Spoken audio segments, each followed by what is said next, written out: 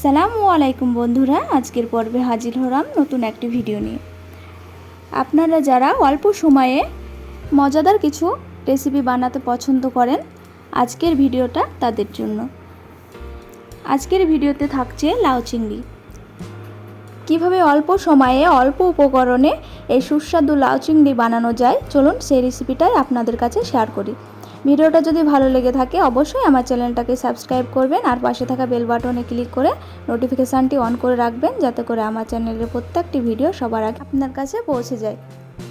ভিডিওটা স্কিপ না করে পুরো ভিডিওটা দেখার অনুরোধ রইল। চলুন ভিডিওটা শুরু করা যাক।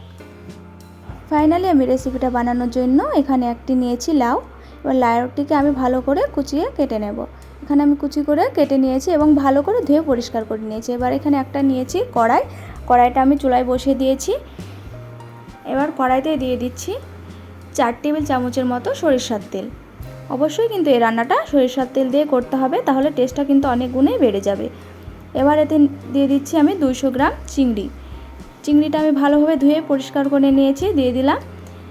এবার চিংড়িটা আমি হালকাভাবে ভেজে নেব। খুব বেশি আমি চিংড়িটা ভাজবো না, খুব বেশি ভাজলে চিংড়িটা শক্ত হয়ে যাওয়ার সম্ভাবনা থাকবে, তাই আমি হালকাভাবে চিংড়িটা ভেজে নেব।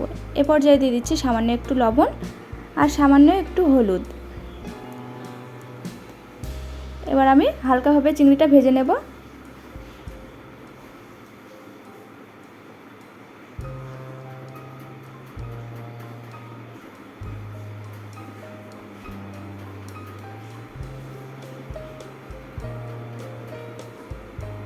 দেখুন চিংড়িগুলো প্রায় আমার ভাজা হয়ে এসেছে।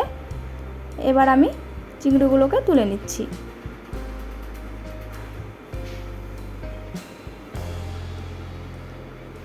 আমার সবগুলো তুলে নেওয়া হয়ে গেছে। এবার ওই কড়াইতে দিয়ে দিচ্ছি একটা তেজপাত,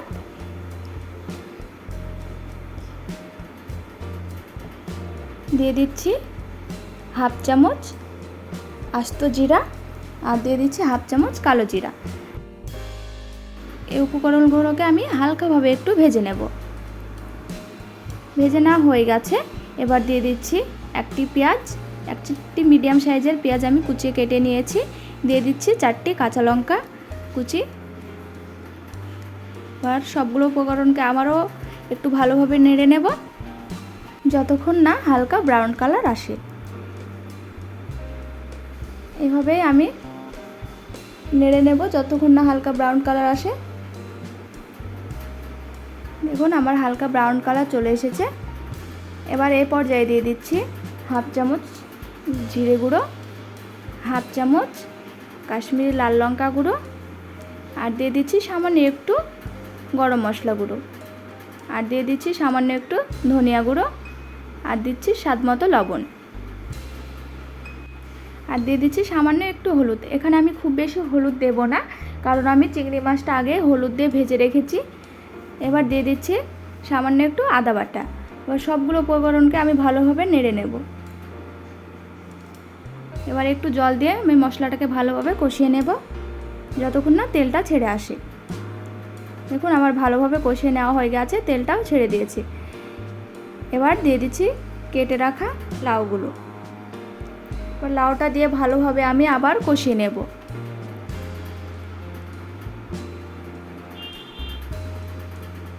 এভাবে নেড়ে আমি লাউটাকে কষিয়ে নেব।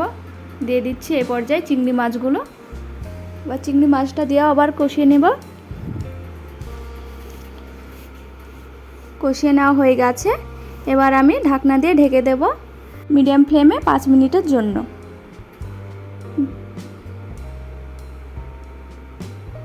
দেখুন ফিরে আসলাম 5 মিনিট পর। 5 মিনিট পর আমার লাউ থেকে অনেকটাই জল বেরিয়ে এসেছে। এবার আমি নাড়তে থাকবো যতক্ষণ না জলটা শুকিয়ে আসে। দেখুন প্রায় 3 মিনিট পর আমার লাউ থেকে যে জলটা বেরিয়েছিল সে জলটা শুকিয়ে গেছে। রান্নাটা প্রায় আমার কমপ্লিট হয়ে এসেছে।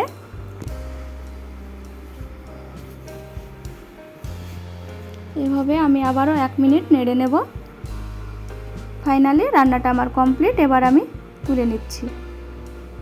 এবার আমি আপনাদেরকে পরিবেশন করে দেখাচ্ছি।